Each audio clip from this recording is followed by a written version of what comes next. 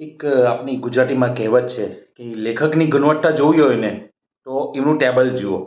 તમે જોઈ શકો છો આ બધી મારા ટેબલ પર પણ વિવિધ જાતની બધી બુકો પડેલી છે અને બધી પેન્સિલ. અત્યારે જ 2 દિવસ પહેલાં જ મને એવા સમાચાર મળેલા કે અને આ સોશિયલ મીડિયા તરફથી એવું જાણવા મળ્યું કે જે સફારી નામનું બુક એ બંધ થઈ ગયું છે.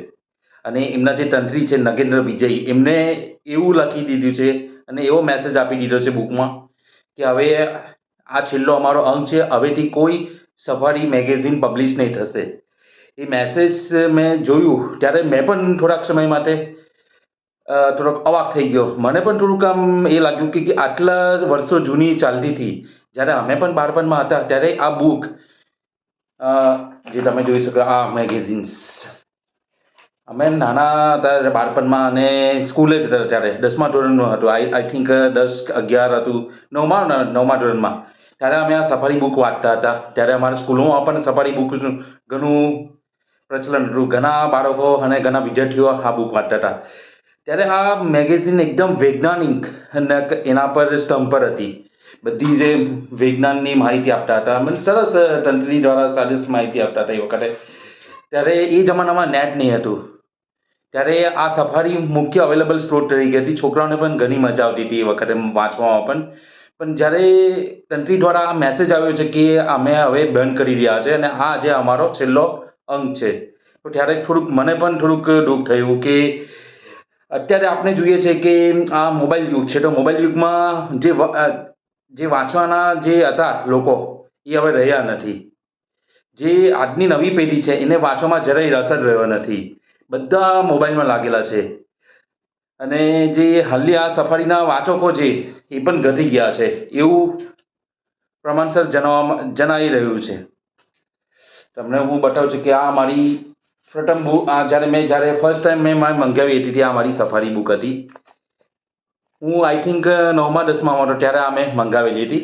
હજુ પણ અમે સાચવી રાખેલી છે ને અત્યારે લાસ્ટ 2020 સુધી પણ બુકો આવતી હતી, ત્યાં સુધી મેં આ બધી એકઠી કરી રાખી છે. તમે જોઈ શકો છો બધા જ મારી પાસે જૂના પણ બધા છે આપણે સફારીના. બહુ સરસ આ બુક આવતી હતી. ખરેખર આમ રસ પડતો હતો બધી બાબતોમાં. હવે મેઇન મુખ્ય શું છે, આ વખતની આ સમસ્યા શું છે, આ કેમ આવા બધા પુસ્તકો બંધ થઈ રહ્યા છે, એની પાછળ છે આપણો મોબાઈલ. આ તમે જોઈ શકો છો કે આ મોબાઈલે બધું છીનવી લીધું છે. આજે આ મોબાઈલે આપણને કહીના પણ રહેવા નહીં દીધા. આજે તમે જોઈ શકો છો કે આપણે બધે જ જ્યાં પણ તમે જોવા જશો કે છોકરાઓના હાથોમાં, આજે નાના છોકરાથી માંડી બધા યુવા વર્ગ અને વડીલો પણ મોબાઈલની પાછળ ગાંડા થઈ ગયા છે. અને જ્યારે આપણા જે વડીલો પણ એવું કહેતા હતા કે અમારા જમાનામાં તો અમારે જ્યારે ઉઠીએ ને તો જ્યાં સુધી પેપર નહીં વાંચે ને ત્યાં સુધી અમારે દિવસ ચાલુ નહીં થાય. હવે એ જમાનો આજની પેઢીમાં જરાય જોવા નથી મળતો. લોકો તો અરે પેપર પણ વાંચવાતા નથી હવે તો. સવારે જેવા ઉઠ્યા એટલે પહેલાં આ મોબાઈલ. આ મોબાઈલે આપણને ઉઠવાનું, નાહવાનું, આ બધું જ, આ બધા સમયે જેને આપણને નાસ્તો કરીએ ત્યારે મોબાઈલ. પણ ખરેખર આપણે આ જેટલો આને સારો યુઝ કરીએ એટલું સારું છે. અને જ્યાં સુધી યોગ્ય અને વ્યવસ્થિત કરીશું તો જ આપણે આગળની લાઈફ અને આપણું જીવનનું બેલેન્સ પણ આપણે રાખતા થઈશું. પણ આપણો મેઇન મુખ્ય સવાલ એ છે કે આપણે આ સફારી બુક જે બંધ થઈ જવા રહી છે અને આ છેલ્લો જ અંક આવવાનો છે. જે નગેન્દ્ર વિજય મેઇન એમના તંત્રી હતા અને એમના જે ફાધર હતા, જે આપણા વિજય પુષ્કરના, એ લોકોએ ઘણી મહેનતથી એ વખતના સમયમાં આપણને આ રસપાન કરાયું હતું આવી બધી મેગેઝિનો છપાવીને. પછી એમની પેઢી હતી, એમના જે છોકરાઓ છે, પછી એમના એક હર્ષલ પુષ્કરના, એ પણ એમનો છોકરો છે. એમને આ બધું, જેમનું નામ પણ તમે અંદર જોઈ શકો છો કે બધા તંત્રી લેખ હતા, ડિઝાઇનિંગ. બહુ સરસ આ બુક હતી, બહુ સરસ. હવે છેલ્લો અંક આવી ગયો છે, હવે એ લોકો બંધ કરવાના છે કેમ કે હવે નવી પેઢીને વાંચવામાં રસ નથી રહ્યો. લોકો મોબાઈલની પાછળ જ પડેલા છે 24 કલાક. અને આ સફારીના વાંચકોમાં ટોટલી ઘટી ગયા છે બધા. અત્યારે તમે જોશો કે ગઈકાલે જ આપણે જે આઈપીએલ રમાઈ હતી ત્યાં તમે જોજો કે દરેક યુવાધન તો બધા ત્યાં આજે હજારોમાં અને લાખોની સંખ્યામાં ત્યાં સ્ટેડિયમ પર હતા બધા. લોકોને આટલી હજારની મોંઘી મોંઘી ટિકિટો ખરીદાય છે, પણ આટલી કોમન જે એકદમ સસ્તામાં સસ્તી બુક વાંચવાનો પણ સમય નથી. મારી આ વખતના દરેક માતા પિતા, દરેક યુવાઓને વિનંતી છે કે આપણે વાંચવા ઉપર થોડુંક ધ્યાન રાખવું પડશે. આ બધી જે બુકો છે એ ખરેખર આ યુગ અસ્ત નથી રહ્યો, હજુ ચાલુ છે. હજુ કેટલાક લોકો છે એ હજુ પણ બુકો વાંચી રહ્યા છે, પરંતુ આપણે આને અટકાવવાનું નથી અને ચાલુ રાખવાનું છે.